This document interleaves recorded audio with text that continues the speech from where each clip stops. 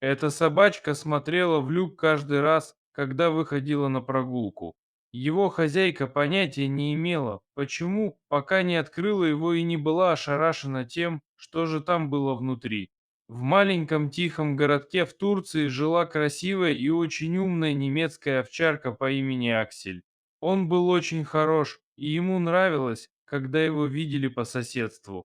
Когда женщина выводила его на прогулку, люди часто останавливали и гладили его. Однажды вечером, когда Ирена выгуливала свою собаку, Аксель внезапно остановился в нескольких магазинах от мясной лавки. Он начал лаять, его внимание было приковано к люку, лаял так громко, что люди поблизости пугались. Ирена не понимала, почему ее немецкая овчарка вела себя так странно. Он все лаял и лаял на овраг и отказывался двигаться и двигаться дальше. После многих попыток заставить его ходить, Аксель наконец последовал за своим хозяином и оставил овраг позади. Ирена почувствовала облегчение и была счастлива, что ее собака вернулась к нормальной жизни. После этого случая они пошли домой, она рассказала своему мужу Ронни, что произошло. Не будучи там, он не мог представить, насколько шокирующим должно быть его поведение, он сказал Ирене не волноваться. Аксель, вероятно, увидел в люке маленького грызуна и слишком обрадовался, этот ответ не очень удовлетворил Ирену. Но она все еще чувствовала, что должна отпустить ситуацию и больше не думала о ситуации. На следующее утро они снова пошли гулять по окрестностям.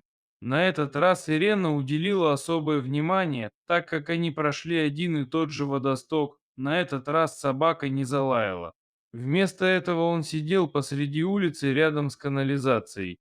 Несколько минут он смотрел в канализацию, не двигаясь ни на дюйм.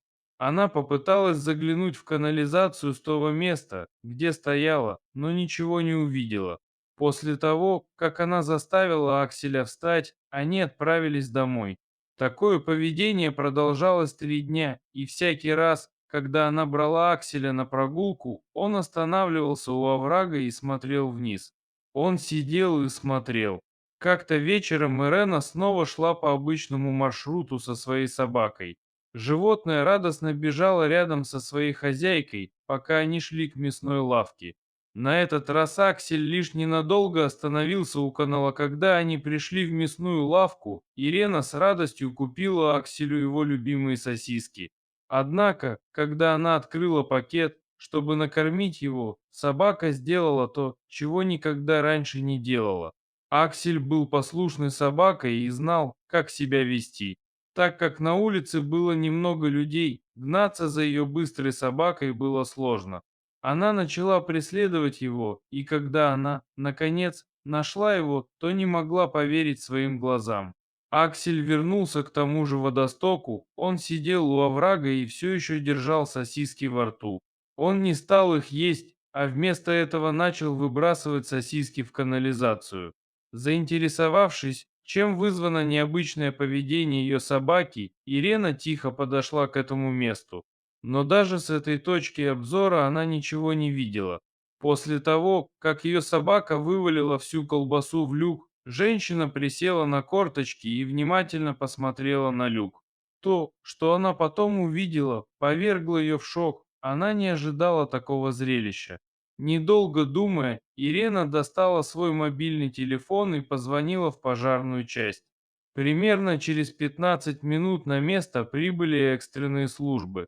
Пожарные попросили Ирену описать им ситуацию и решили немедленно открыть овраг, но была проблема. Рядом с оврагом стоял никто иной, как Аксель. Он угрожающе зарычал на пожарных, явно предупреждая их о себе отозвать. Помощники не знали, что делать. Наконец, с помощью Ирены им удалось успокоить животное и отодвинуть его на несколько футов от оврага, чтобы пожарные могли спокойно работать. Пожарные извлекли несколько инструментов для извлечения и быстро удалили металлические стержни, закрывающие ливневую канализацию.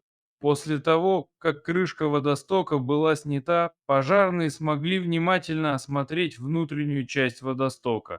Тем временем вокруг места происшествия собралось несколько человек. Все они наблюдали за поведением собаки и недоумевали, почему. После нескольких минут тихого ожидания пожарные наконец раскрыли, на что Аксель смотрел и что защищал. Пожарный полез в канализацию и что-то вытащил, оно было живым. Все подпрыгнули от шока, когда он рассказал, что это было крошечный котенок, не старше нескольких недель. Удивительно, но на этом история не закончилась. Пожарный спустился в канализацию еще 4 раза. Каждый раз, когда его рука поднималась, у него был маленький котенок того же размера и возраста, что и в первый раз. Ирена тоже удивилась. Она видела двух котят в канализации. Для нее было неожиданностью, что их было четверо. Бедные котята застряли во враге на 3 дня, пока их не обнаружил Аксель. Они были переохлаждены, истощены и очень слабы. Малышей отвезли прямо к ветеринару, который осмотрел животных. Затем их поместили в приют для животных. Как котята попали в это место, выяснить не удалось.